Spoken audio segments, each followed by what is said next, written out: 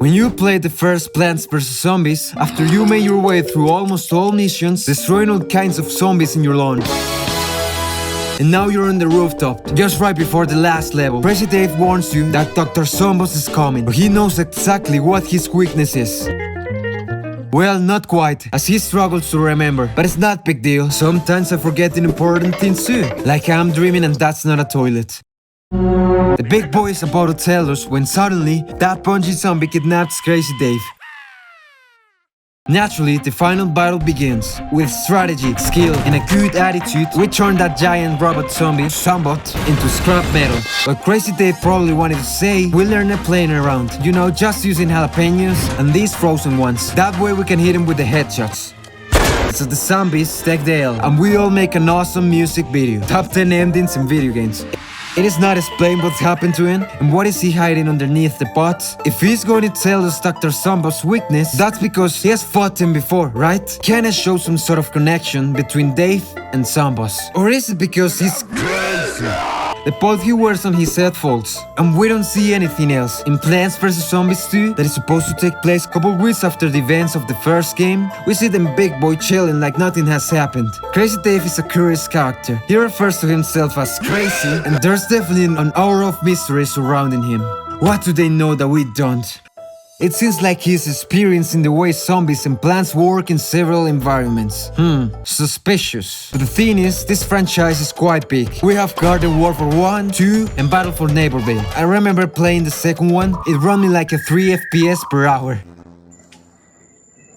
We also have Plants vs Zombies 3, Plants vs Zombies Heroes, and apparently there was a Facebook game. Since when are there so many games? And there's more. They have a series of comments about the franchise and even some books among other things. Here it says that Dave is the one who creates all the plants in his lab. But in the first game we have these branded seed packets. It might seem like a big corporation creating the plants for unknown reasons.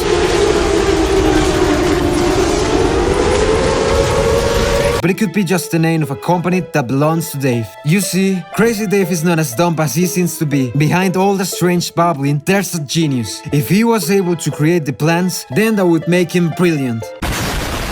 There's a picture, There's a picture that lets us see how both Dr. Zomboss and Crazy Dave were bros, or at least they went to the same college. Apparently, Crazy Dave snatched first place in a science contest from Lil Bro, who seems to hold a little bit of grudge against Dave. Maybe not that little, because he indicated with an arrow the word cheat. So this is a broken heart story, or maybe that they cheated at the science fair? Probably the latter. In the same photo, we see Dave holding a pea shooter, meaning that Crazy Dave was in fact...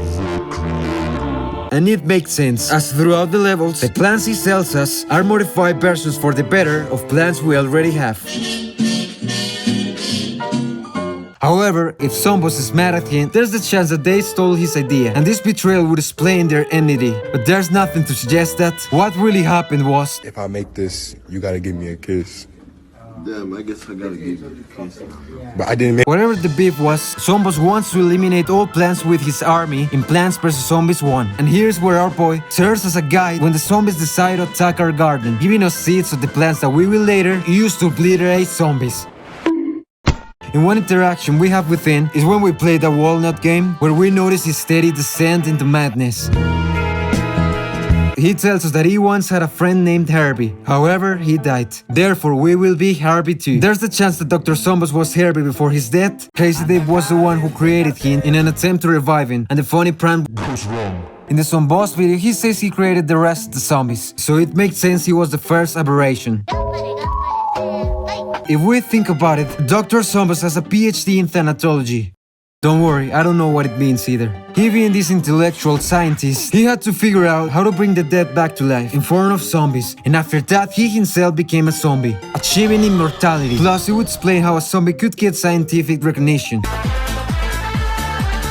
Continuing with Plants vs Zombies 1, every time that we finish level 9 of each area as an introduction to the end of the area, we get a note from the zombies. What a detailed and attentive creatures.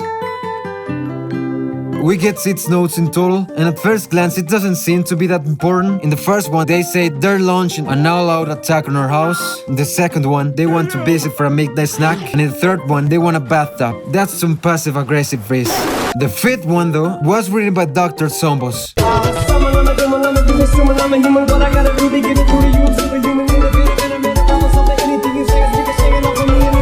which with a much greater handwriting and grammar than the other ones, is threatening us in such polite manner to deliver our brains. Notice how up to note 4, the zombies write to you in a rather silly way. They try to deceive me by saying that they are my mom and they invite me to dinner. Almost got me on that one, because it's not that different from my handwriting. After the well-written letter we received from Dr. Zombos, the game gets way harder, as if this bursting head guy took control of the operation. This might indicate that at first attacks were only part of the zombies doing zombie stuff. But between the note 4 and 5, this means between the foggy area and the roof of the house, Zombos takes charge of the mission, as you, the player, are being held by his best friend forever, Crazy Dave. With our mad botany skills, we make the big hit on death succumb. In the 6th note that is written by my mom, or the zombies, I mean the zombies, and not by Dr. Zombos. The zombies are free and willing to shake them bones, baby.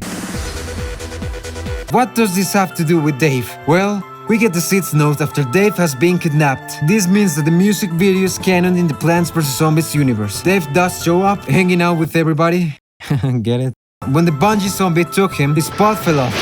Here we see him with the full look. His brain wasn't eaten, because it probably looks like this.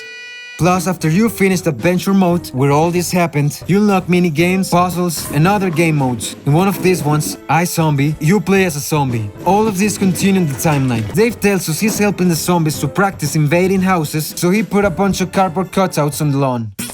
Love this template. In addition to all the above, we also know they just don't hate him, or there was a truce between the zombies and Dave for a few weeks, until the salty wrinkled head returned, looking for revenge once again, and then started the events in Plants vs. Zombies 2, where Crazy Dave is enjoying a delicious taco after he absolutely gobbles that snack up. Full belly, happy heart. So Dave comes up with the greatest idea ever stated in all history. Use a time machine so he can travel back in time and eat that taco again. Roger solved world hunger. He messed it up as he ends up in ancient Egypt, which is a terrible mistake. We all know tacos are from Europe. Here we meet Dr. Zombos himself again, who somehow managed to travel to the past to chase us. What a toxic boy. No wonder why Dave cheated on him. But this makes me think if Dave really created the car, or he just kept stealing from Zombos. We face him for several important eras of humanity, at the same time that Crazy Dave continues looking for his taco like a champ. Meanwhile, this stalker kept chasing us. In fact, every time he ran into Crazy Dave, he insulted him or treated him like a fool. But our boy stays there, unfazed.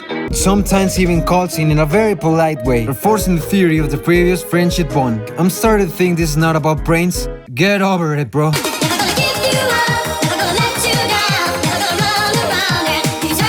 The Chinese version comes out, bringing the lost brother of Crazy Dave, Evil Dave. He helps the zombies, so we gotta take care of him to continue the adventure. I don't know what more info is there about him, as I don't speak Chinese. Curiously enough, in the ancient Egypt, we can find sarcophagi with Crazy Dave's face, which hints that it's not the first time that a version of him travels to the past. It's since he became pharaoh at some point. I told you, he's got some world-solving ideas. At the end of the game, we return to the present, where Crazy Dave gets back his taco and finds himself surrounded by fame, as the entire world acknowledges Dave as a savior.